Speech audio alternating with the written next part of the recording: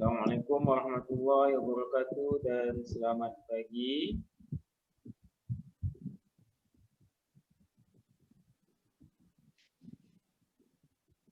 Apa semua?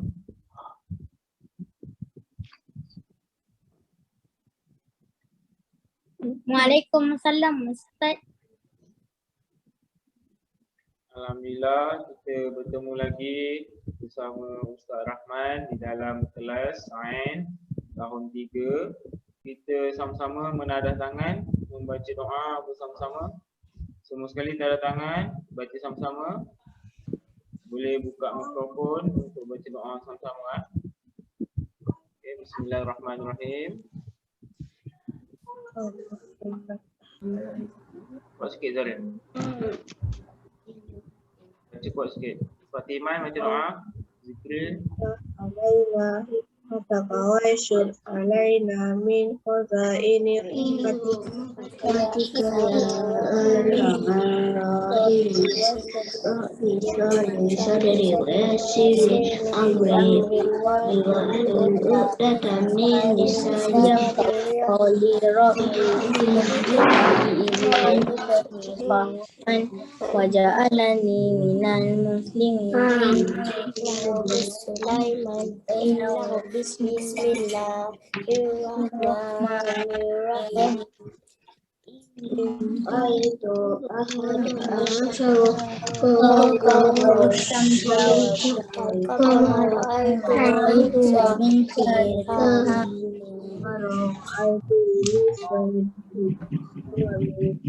Amin ya rabbal alamin. Bagus. Ya, alhamdulillah. Kita minggu lepas kita dah belajar tentang apa? Siapa ingat lagi? Siapa yang boleh bagi tahu kita dah belajar tentang apa? Makanan. Tentang makanan. Minggu lepas Putra. Alhamdulillah minggu ni Putra dapat bersama-sama dengan kita, kan? Tahniah Putra. Nanti Putra boleh buka Google Classroom tu. Minggu lepas Ustaz ada bagi video yang belajar minggu lepas dengan ada jawab quiz tapi macam main game dalam Google Classroom tu. Okay, kat Google Classroom tu Ustaz ada bagi. Okey, minggu lepas kita dah pelajari tentang apa? Siapa yang ingat lagi?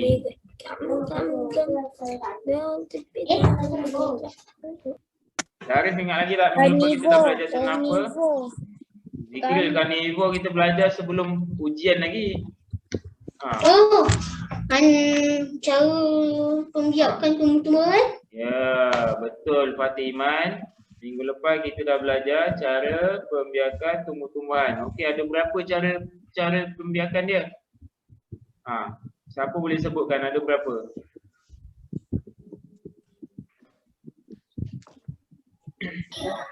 Ada berapa aja? Saya. Ada. Satu. Ada 6. Ada 6 kan? Ada 6 cara pembiakan tumbuh-tumbuhan kan? Yang pertama apa dia? Kita boleh membiak dengan menggunakan Biji benih. biji benih. Lagi boleh membiak menggunakan Anak pokok. anak pokok. Lagi Batang bawah tanah. batang bawah tanah. Lagi spora. Lagi Kerantan batang. keratan batang. Dan yang terakhir sekali boleh membiak Daun. menggunakan daun. Contoh-contoh pokok tu ingat lagi tak? Untuk biji benih kita ada pokok apa? Kaktus. Ada pokok.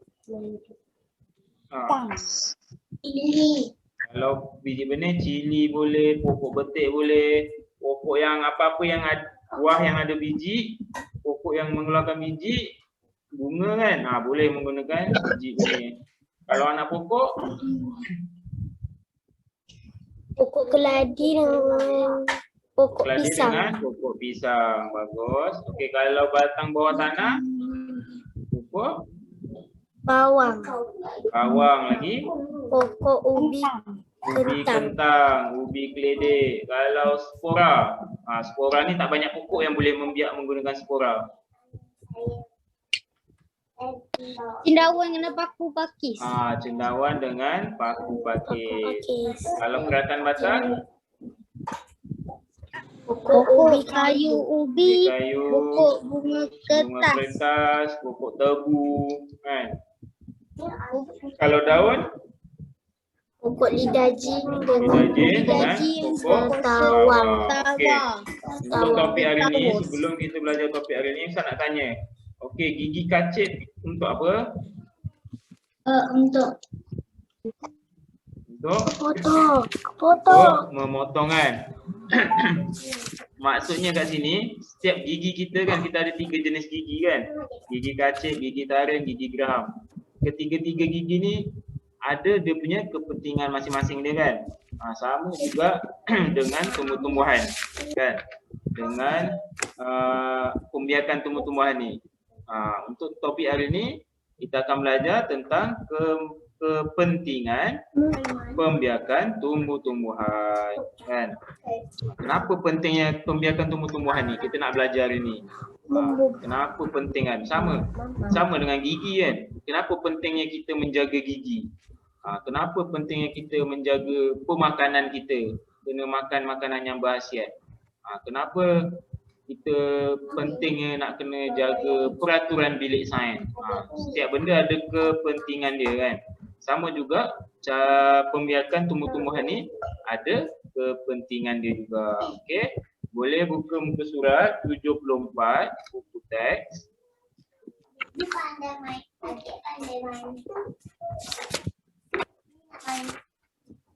surat 24. 74.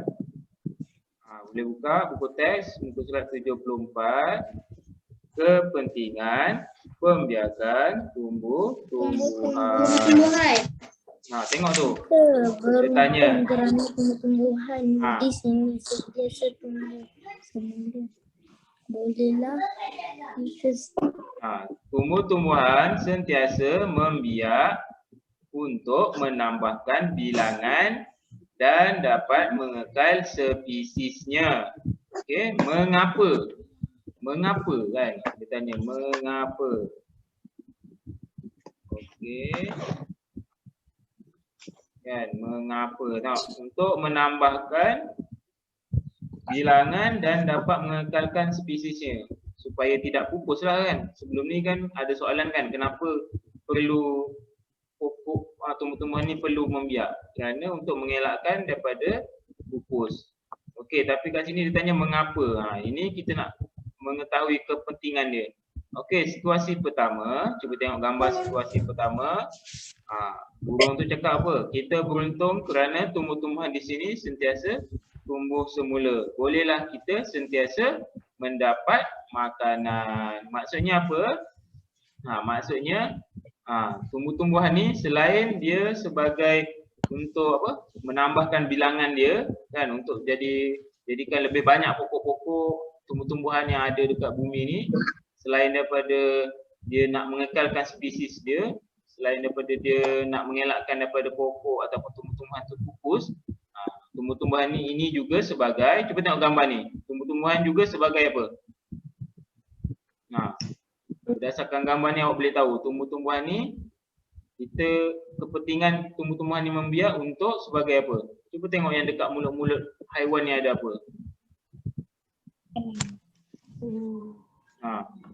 Tumbuh-tumbuhan ni adalah sebagai sumber makanan. Sumber makanan untuk haiwan-haiwan yang, haiwan apa yang makan tumbuh-tumbuhan? Kan kita dah belajar, kita ada 3 jenis ni haiwan. burung Karnivor, omnivor ataupun herbivor. herbivore. Yang makan tumbuh-tumbuhan? Herbivore. Herbivor. Bagus Muhammad Al-Fatih. Okey kan. Selain daripada untuk mengelakkan tumbuh-tumbuhan ni pupus, tumbuh-tumbuhan ni membiak untuk menjadi sumber makanan kepada haiwan-haiwan yang herbivor, seperti seperti arnab, kambing, lembu kan. Haiwan-haiwan yang makan tumbuh-tumbuhan lah. Kan? Burung yang macam ni makan tumbuh-tumbuhan lah, yang herbivor kan. Okey. Okey. Tengok yang kedua, situasi kedua. Habitat kita di sini telah musnah. Nasib baiklah pokok-pokok di hutan sebelah masih ada dan sentiasa tumbuh. Dapatlah kita berlindung di sana. Ni dalam gambar ni kita boleh beritahu tumbuh-tumbuhan ni sebagai apa? Sebab sumber. Monyet. Tumbuh-tumbuhan ni sebagai Pokok. kurang tepat lagi. Tadi siapa dah jawab tu? Kurang tepat. Jawapan tu dah betul lah. Hampir-hampir tepat. Pokok-pokok ni sebagai apa? Kita boleh beritahu tumbuh-tumbuhan ni sebagai rumah haiwan kan? Kalau tumbuh-tumbuhan tak ada, tumbuh-tumbuhan pupus, haiwan-haiwan nak duduk kat mana kan? Macam serangga-serangga duduk dekat tumbuh-tumbuhan juga kan? Kalau tumbuh-tumbuhan tak ada, pupus, habis dah kan? Kalau macam contoh kat sini pokok. Bila pokok-pokok ditebang, monyet-monyet dalam gambar ni sedih, tak ada tempat tinggal lah. Dia nak bergayut pun tak ada kan? Tapi kawan dia cakap, nasib baik dekat hutan sebelah masih ada lagi. Masih ada pokok lagi. Sebab apa? Sebab pokok-pokok tu membiak kan? Pokok yang ni, pokok besar kena tebang, pokok yang kecil tu boleh tumbuh besar lagi. Monyet-monyet ni pun ada lagi tempat untuk dia berteduh kan, berlindung. Kalau tak semua kena tebang, pokok pun pupus, tak adalah tempat tinggal untuk monyet-monyet ni kan. Kalau macam manusia, kita kena bina rumah sendiri kan. Kalau haiwan-haiwan ni, dia mana pandai nak ketuk paku, nak pasang skru, dia tak pandai. Dia jadikan pokok-pokok yang ada di hutan tu sebagai tempat tinggal, tempat berlindung. Okey. Seterusnya tengok situasi ketiga, muka surat 75 tu sambungan dia.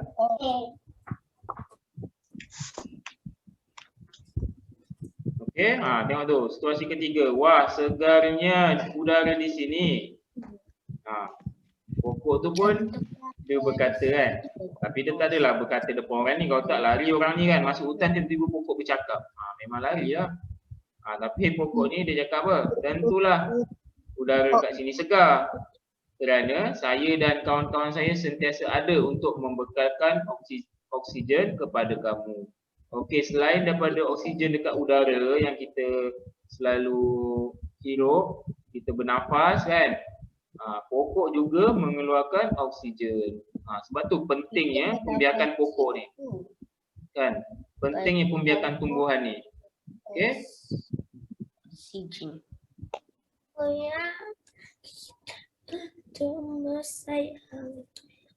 pentingnya pembiakan tumbuh-tumbuhan ni kerana tumbuh-tumbuhan juga membekalkan oksigen kepada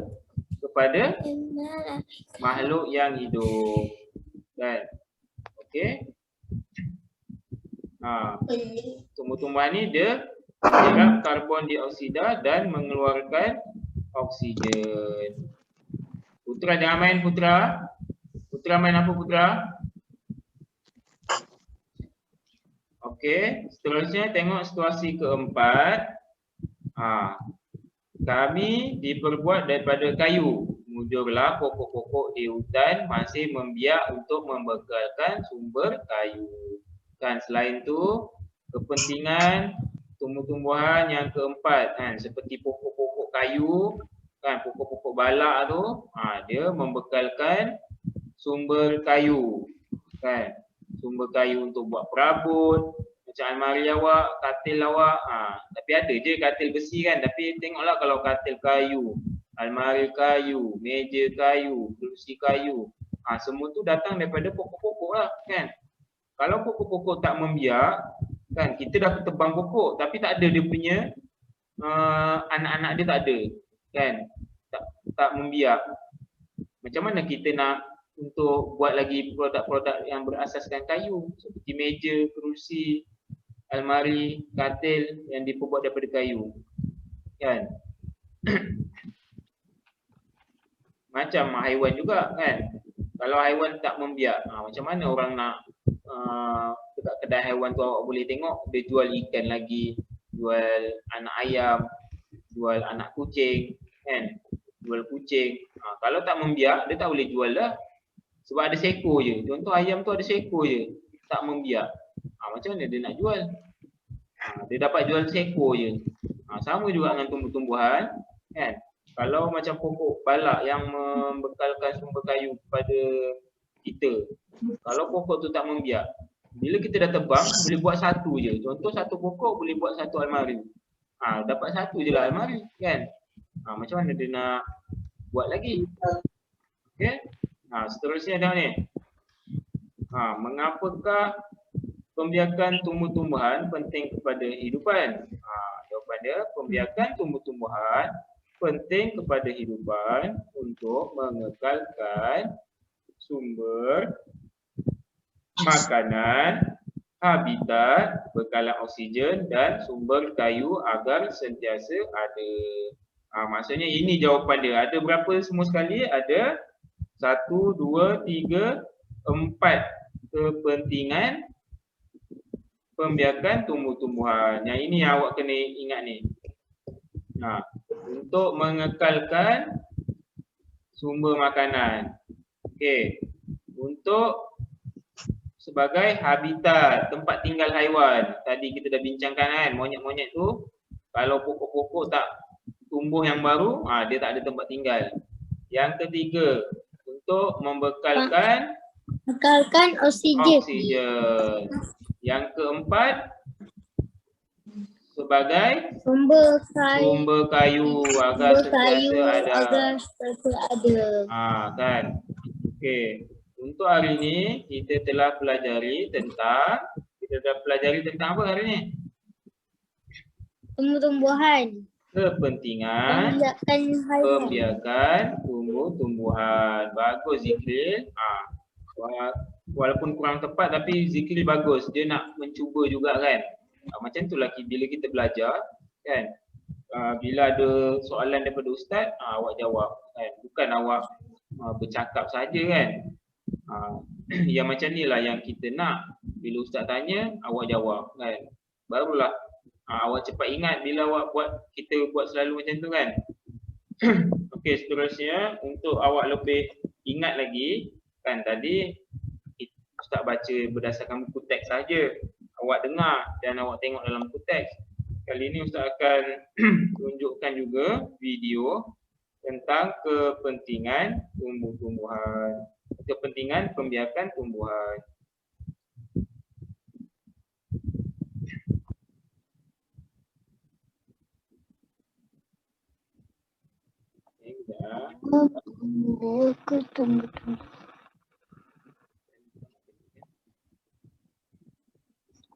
Pokok pisang, pokok beri, pokok tebu, pokok monyet, pokok air. Okey. Kalau tak video tak gerak, tak dengar suara, beritahu Okey, semua boleh fokus. Terdapat 4 kepentingan pembiakan tumbuhan, iaitu sumber makanan, tempat perlindungan, sumber oksigen, dan sumber kayu. Mari kita lihat satu persatu kepentingan pembiakan tumbuhan.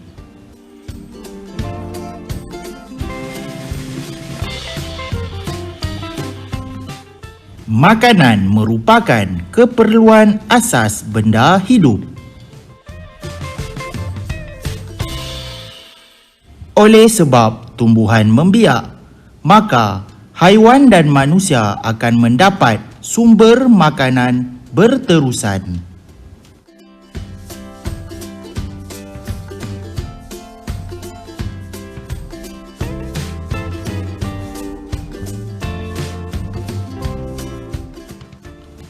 Pokok adalah antara habitat haiwan. Kerana tumbuh-tumbuhan membiak, haiwan boleh mendapat tempat perlindungan baru apabila habitatnya dimusnahkan.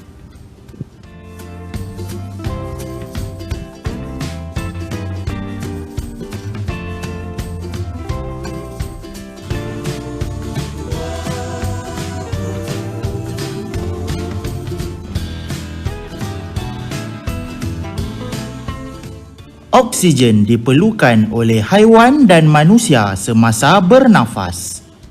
Oleh sebab tumbuh-tumbuhan membiak, maka akan sentiasa ada bekalan oksigen.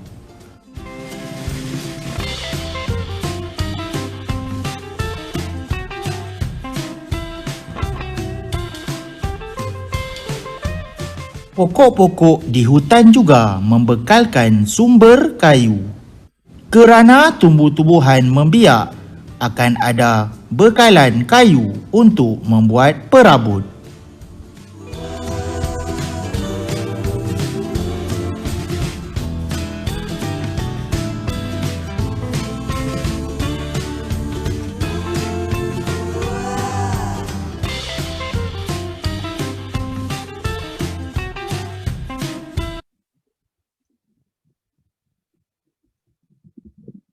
Okey, itu jadi sama juga. Dia bagi tahu kepentingan pembiakan tumbuh-tumbuhan, kan. Sumber makanan, kan, bukan untuk haiwan saja. Kita pun sumber makanan kita juga, kan. Buah-buahan, sayur-sayuran, macam pokok padi membekalkan beras kepada kita, kan. Padi yang dah diproses akan menjadi beras dan sumber makanan kepada kita.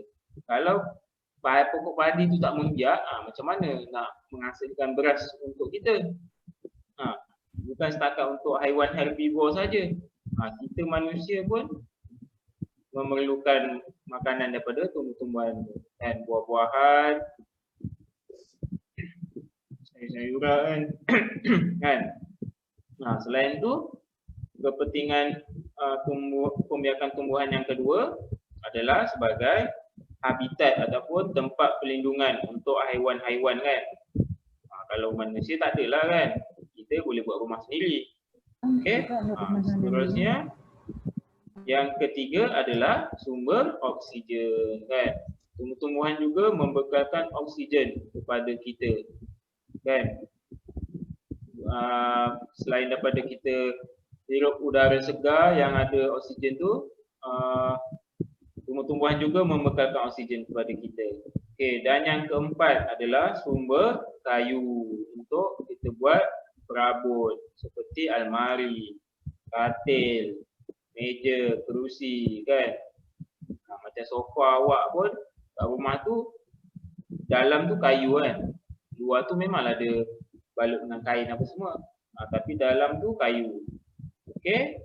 Awak kena ingat, kita dah belajar ini kepentingan pembiakan tumbuh-tumbuhan. Ada berapa? Ada berapa semua sekali? 4. Empat kepentingan dia, kan. Sebelum ni kita dah belajar cara pembiakan ada berapa? Kalau cara pembiakan ada berapa?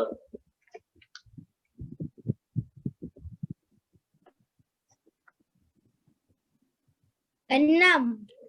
Bagus, kan. Cara pembiakan kita ada 6. Kalau kepentingan pembiakan ada 4. Okey.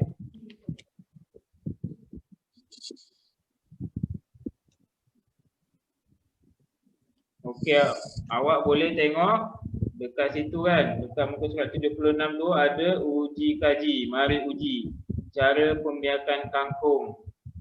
Tapi kalau untuk nak dapatkan biji benih dia susah, tak apalah, awak boleh pakai biji benih apa-apa kat rumah, kan.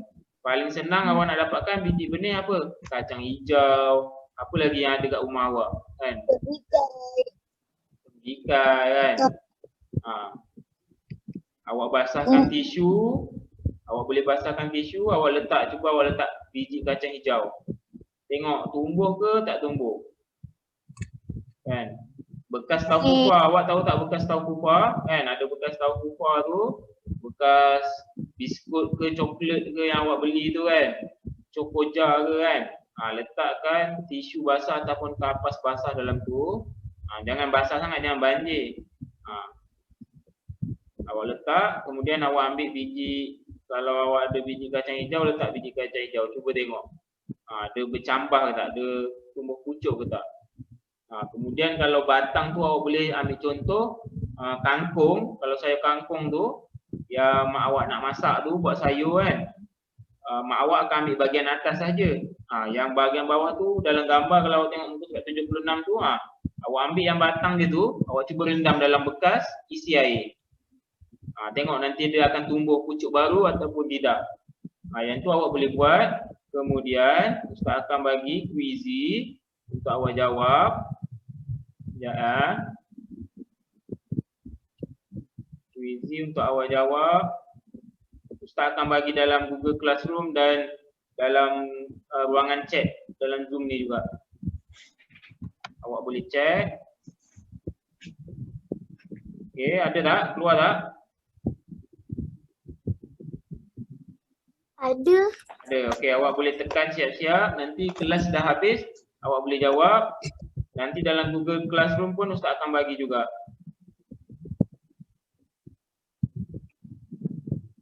Okey, itu berkaitan kepentingan pembiakan tumbuh-tumbuhan. Awak boleh jawab sekejap lagi kan. Kalau ada masa dalam kelas ni pun awak boleh jawab. Tapi sebelum tu kita akhiri kelas kita dengan bacaan tasbih kafarah dan surah Wal-'Asr. Bismillahirrahmanirrahim. Subhanakallahumma wa bihamdika asyhadu an la ilaha illa anta astaghfiruka wa atubu ilaik. Bismillahirrahmanirrahim. Wal-'asr innal insana lafi khusr illa alladziina aamanu wa 'amilus shalihati wa tawasaw bis sabr. Amin. Itu kuis. Itu kuis. Apa dah? Itu kuis. Kuis apa? Itu kuis. Kuis. Kuis, tapi bila kita main tu dia macam game. Awak boleh main. Yang kelas minggu lepas pun Ustaz dah masukkan dalam Google Classroom. Awak boleh buka dekat Google Classroom, ada yang minggu lepas yang cara pembiakan. Tu pun ada kuis. Quizy. Awak boleh tekan, awak boleh main. Okey. Terima kasih semua yang hadir pada kelas sains pada pagi ini. Okey.